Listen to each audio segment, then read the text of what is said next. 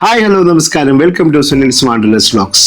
ഇന്ന് ഞാൻ നിങ്ങളുടെ മുമ്പിൽ ഷെയർ ചെയ്യാൻ പോകുന്ന ഒരു പ്രധാനപ്പെട്ട കാര്യമാണ്. എന്താ അറിയോ, നമ്മൾ ഈ KSFയിൽ ചിട്ടി ചേർന്നിട്ടുണ്ടെങ്കിൽ ചില കാര്യങ്ങൾ നമ്മൾ മുന്നേ പ്ലാൻ ചെയ്യേണ്ടതുണ്ട്.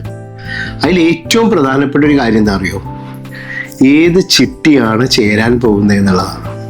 അതായത് ഡ്യൂറേഷൻ ഏറ്റവും പ്രധാനപ്പെട്ട ഒരു കാര്യമാണ്. അതായത് 30 മാസമാണോ, 40 മാസമാണോ, 50 മാസമാണോ, 60 മാസമാണോ, അല്ല 80, 100, 120 മാസത്തെ ചിട്ടികളാണോ. ആദ്യം എല്ലാ പാറ്റേണും വ്യത്യാസമുണ്ട്.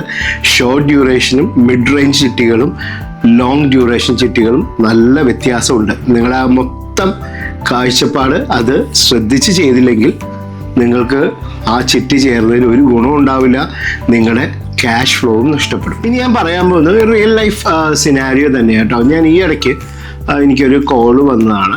അദ്ദേഹം റിട്ടയർഡ് ആയിട്ടുള്ള ഒരാളാണ്. ഒരു മോന് വേണ്ടിയിട്ടാണ് ഒരു ചിട്ടി KSFയിൽ തുടങ്ങിയത്.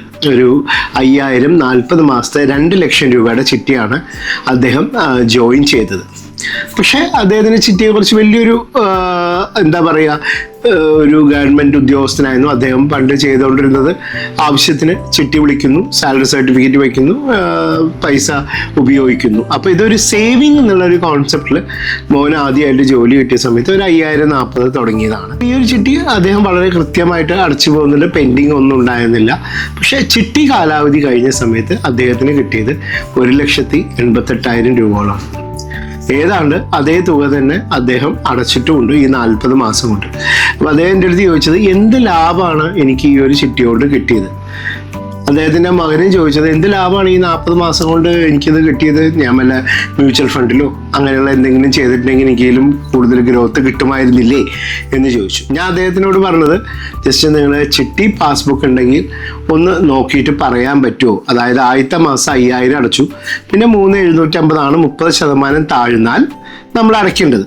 അപ്പം ഞാൻ പറഞ്ഞു അദ്ദേഹത്തിനോട്, നിങ്ങളൊരു കാര്യം ചെയ്യൂ, ആദ്യത്തെ മാസം 5000 നിങ്ങൾ റെമിറ്റ് ചെയ്തു, 2ാം മാസം നിങ്ങൾ എത്ര രൂപയാണ് അടച്ചതെന്ന് ചോദിച്ചു. അദ്ദേഹം നോക്കിയിട്ട് പറഞ്ഞു 3,900 രൂപയാണെന്ന് പറഞ്ഞു. അപ്പം ഞാൻ അദ്ദേഹത്തിനോട് പറഞ്ഞു, അപ്പം തന്നെ 30% താഴ്ന്ന ആ ചിട്ടി പോയിട്ടില്ല. പിന്നെ നോക്കി വന്ന സമയത്ത് ഞാൻ പറഞ്ഞു, 1 വർഷം കഴിഞ്ഞപ്പോൾ എത്രയാണ് അടച്ചത്. ഉദ്ദേശം ഒരു 12 മാസം കഴിഞ്ഞപ്പോൾ അദ്ദേഹം അടയ്ക്കണ 4,250 രൂപയൊക്കെ ആയി. ശരിക്കും പറഞ്ഞാൽ ഒരു 20 മാസത്തിന് ോടനുബന്ധിച്ചിട്ട് അദ്ദേഹം അടയ്ക്കുന്നത് 4,900, 4,925, 4,875 അങ്ങനെ പല ഫിഗറിലാണ്. എന്തായാലും ഒരു 4,800-നും 5-നും ഇടയ്ക്കുള്ള സംഖ്യയാണ് അദ്ദേഹം അടച്ചു പോയത്. അപ്പോൾ അദ്ദേഹത്തിന് ഈ ഒരു ചിട്ടിയിൽ 5040 2 ലക്ഷം രൂപയുടെ ചിട്ടിയിൽ കാര്യമായിട്ട് അദ്ദേഹത്തിന് ലേലക്കിഴിവ് കിട്ടിയില്ല. ഇത് അദ്ദേഹത്തിൻ്റെ ഒരു ശ്രദ്ധക്കുറവ് എന്താ പറ്റിയെന്ന് വെച്ചിട്ടുണ്ടെങ്കിൽ, ഈ ഒരു ചിട്ടി ഓപ്ഷൻ കറക്റ്റ് ടൈമിന് ചെയ്തില്ല എന്നുള്ളതാണ് ഇദ്ദേഹത്തിന് പറ്റിയ ഏറ്റവും വലിയൊരു അബദ്ധം. ഒരു പക്ഷേ അദ്ദേഹം ഒരു 15-16 മാസം KSFയുടെ ഫോർമിംഗ് കമ്മീഷൻ അടക്കം ഒരു 15,000 രൂപയ്ക്കുള്ളിലൊക്കെ താത്തി വിളിച്ചിരുന്നെങ്കിൽ, ഡെപ്പോസിറ്റ് ചെയ്തിരുന്നെങ്കിൽ തീർച്ചയായിട്ടും നല്ലൊരു വ്യത്യാസം, അതായത് 40 മാസം കഴിയുമ്പോൾ അദ്ദേഹത്തിന് പ്രിൻസിപ്പൽ എമൗണ്ടും ഇൻട്രസ്റ്റും കൂടെ അദ്ദേഹത്തിന് ലഭിച്ചേനെ. ഇത് 2 ലക്ഷത്തിൻ്റെ ചിട്ടി ചേർന്നു. അദ്ദേഹം ചിട്ടി ഓപ്ഷൻ ചെയ്യാണ്ട് 1,88 അദ്ദേഹത്തിന് കിട്ടിയിട്ടുള്ളൂ. അപ്പോൾ നോക്കി എത്ര വ്യത്യാസം വന്നു എന്ന് ആലോചിച്ചു. അദ്ദേഹം പറഞ്ഞതെന്ന് വെച്ചിട്ടുണ്ടെങ്കിൽ, എന്നോട് ഇതാരും പറഞ്ഞില്ല, എനിക്ക് ഇതിനെക്കുറിച്ച് അത്ര ശ്രദ്ധിച്ചില്ല, ബ്രാഞ്ചിൽ നിന്ന് ആരും പറഞ്ഞില്ല എന്നാണ്. പക്ഷെ ഇതിലൊരു കാര്യം എന്താണെന്ന് വെച്ചിട്ടുണ്ടെങ്കിൽ, ബ്രാഞ്ചിൽ നിന്ന് അങ്ങനെ അത്രയും അനലൈസ് ചെയ്ത് ഓരോ ചിട്ടിയുടെ കാര്യങ്ങൾ നോക്കി കസ്റ്റമറെ വിളിച്ച് പറയാനുള്ള സാധ്യത വളരെ കുറവാണ്.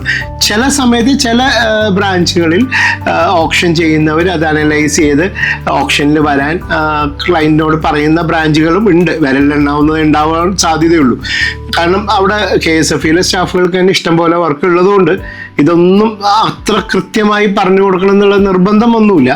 അതുകൊണ്ടാണ് ഞാൻ പറയാൻ, നമ്മൾ കൃത്യമായി ചേരുന്ന ചിട്ടി ഏതാണെന്നോ, എന്താവശ്യത്തിനാണെന്നോ, അത് എത്ര മാസത്തെയാണെന്നോ നോക്കി എല്ലാ മാസം ചിട്ടിയുടെ ഓപ്ഷൻ കഴിയുമ്പോൾ അടുത്ത മാസത്തെ തുക എത്രയാണെന്ന് മനസ്സിലാക്കി ക്ലിയർ ആയിട്ട് ഒന്നില്ലെങ്കിൽ പ്രോക്സി കൊടുക്കുകയോ അല്ലെങ്കിൽ നേരിട്ട് ഓപ്ഷനിൽ പങ്കെടുക്കുകയോ നിർബന്ധമായി ചെയ്യണം. മനസ്സിലായില്ലേ? ഇപ്പം 40 മാസം ചിട്ടികൾ എന്നൊക്കെ പറഞ്ഞാൽ വളരെ പെട്ടെന്ന് ലേലം തുടങ്ങുന്ന ചിട്ടികളാണ്. അപ്പം നമ്മൾ വളരെ കണ്ണ് തുറന്ന് തന്നെ ഇരിക്കണം. ഇത് എന്നാൽ മാത്രമാണ് നമുക്ക് അതിൻ്റെ ഒരു ഗ്രോത്ത് ഉണ്ടാവുള്ളൂ. ഞാൻ എപ്പോഴും പറയുന്ന ഒരു കാര്യമുണ്ട്, KSFE ചിട്ടി എന്ന് പറഞ്ഞാൽ ഒരു ഫിനാൻഷ്യൽ ടൂളാണ്, അല്ലെങ്കിൽ ഒരു ഫണ്ട് റേസിങ് മെക്കാനിസമാണ്. അതിൽ നമ്മുടെ ഒരു കാര്യമുണ്ട്, നമ്മുടെ ശ്രദ്ധ വേണം. നമ്മളാണ് തീരുമാനിക്കേണ്ടത് ആ ചിട്ടി വിളിച്ചിട്ട് എന്ത് ചെയ്യണം, ജാമ്യം കൊടുത്തിട്ട് ഫണ്ട് റിലീസ് ചെയ്യണോ, അല്ല അവിടെ തന്നെ ഫിക്സഡ് ഡിപ്പോസിറ്റ് ഇട്ടിട്ട് അതിൻ്റെ ഇൻട്രസ്റ്റ് നമുക്ക് കിട്ടണോ, ഈ കാര്യങ്ങൾ നമ്മൾ തന്നെയാണ് ശ്രദ്ധിക്കേണ്ടത്. അപ്പം നമ്മളാണ് റെസ്പോൺസിബിൾ ആയിട്ട് ശരിക്കും ശ്രദ്ധിച്ച് കാര്യങ്ങൾ ചെയ്യേണ്ടത്. ഇത് വളരെ ഇമ്പോർട്ടൻ്റ് ആയിട്ട് നിങ്ങൾ മനസ്സിലാക്കേണ്ടവനാണ്. ഓൾറെഡി ചിട്ടി ഉള്ളവരായാലും ശരി, ചിട്ടി ചേരാൻ പോകുന്നവരാണെങ്കിലും ശരി, രണ്ട് വിഭാഗക്കാരും ഞാൻ ഈ പറഞ്ഞ കാര്യം വളരെ ക്ലിയറായി മനസ്സിലാക്കി അവരവരുടെ ചിട്ടികളെ കുറിച്ചിട്ട് ബോധവാന്മാരാവണം. ബ്രാഞ്ചിൽ അന്വേഷിക്കണം, ആ ചിട്ടി എത്രയ്ക്കാണ് പോയതെന്ന് അന്വേഷിക്കണം. അതായത് പ്രോക്സി എന്തെങ്കിലും ഉണ്ടോ എന്ന് അറിയണം, അതായത് 30% പ്രോക്സി വല്ലതും കൊടുത്തിട്ടുണ്ടോ എന്ന് അറിയണം. ഈ കാര്യങ്ങളെല്ലാം നമ്മൾ ചിട്ടി ചേർന്നവർ മനസ്സിലാക്കി വച്ചില്ലെങ്കിൽ തീർച്ചയായിട്ടും നിങ്ങൾക്ക് KSFE ചിട്ടി വളരെ നഷ്ടമാവുകയുള്ളൂ, അതിൽ യാതൊരു സംശയമില്ല. ഇത്രയും കാര്യങ്ങളാണ് എനിക്ക് ഈ വീഡിയോയിലൂടെ നിങ്ങളോട് പറയാനുള്ളത്. മറ്റൊരു വീഡിയോയുമായി നമുക്ക് നാളെ കാണാം. അപ്പോൾ നിങ്ങളുടെ വിലപ്പെട്ട സജഷൻസും ഷെയറും സബ്സ്ക്രിപ്ഷനും ഞാൻ ആഗ്രഹിക്കുന്നു. അതേപോലെ തന്നെ നിങ്ങളുടെ ഫീഡ്ബാക്കുകൾ അറിയിക്കുക. കൂടാതെ നിങ്ങൾക്ക് ഏതെങ്കിലും KSFE റിലേറ്റഡ് ആയിട്ടുള്ള സംശയങ്ങളുണ്ടെങ്കിൽ തീർച്ചയായിട്ടും ഈ കാണുന്ന എൻ്റെ വാട്സപ്പ് നമ്പറിൽ കോൺടാക്ട് ചെയ്യാവുന്നതാണ്. Thank you for watching Sunil's wonderless vlogs. Thank you so much.